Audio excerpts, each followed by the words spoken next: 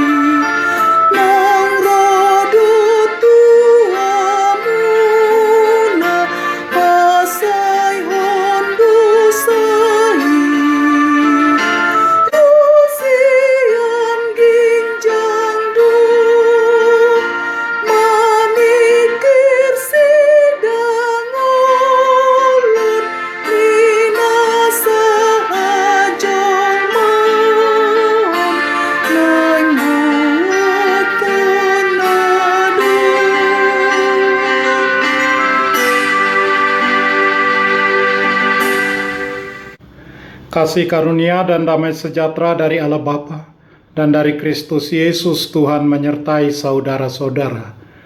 Amin.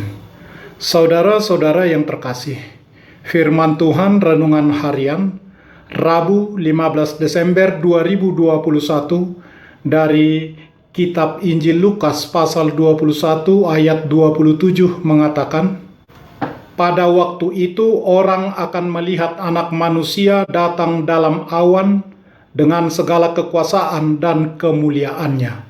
Dalam bahasa Batak Toba mengatakan, dungi idaun nasidama anak nijolmai ro marhitehon obun matat huaso dohot hasangapu godang. Demikian firman Tuhan. Saudara-saudara, kita sering merasa takut, cemas, bahkan khawatir tentang banyak kejadian dalam dunia ini. Belakangan ini berita tentang varian baru coronavirus 19, berita tentang bencana alam, erupsinya Gunung Semeru dan gunung-gunung lainnya di dunia, juga karena konflik antar bangsa yang seakan-akan tidak berujung. Berbagai peristiwa ini boleh jadi membuat kita bertanya, mengapa semua ini terjadi? Firman Tuhan menegaskan bahwa semua itu seharusnya tidak membuat iman kita goyah. Justru seharusnya kita bangkit dan teguhkan iman.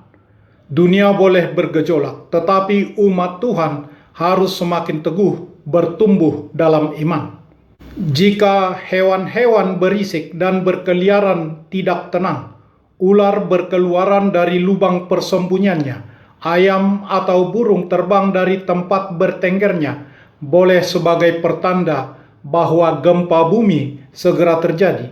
Betul, memang gempa bumi segera terjadi. Tanda-tanda sering sekali menjadi ciri khusus bahwa sesuatu akan terjadi. Tanda-tanda itu bisa membuat orang bersemangat.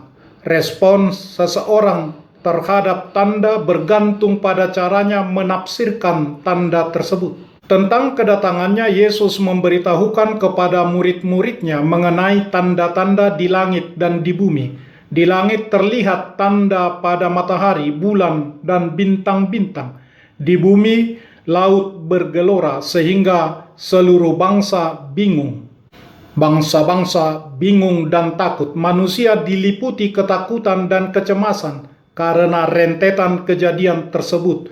Saat itulah orang akan melihat kedatangan Anak Manusia dengan kekuasaan dan kemuliaannya.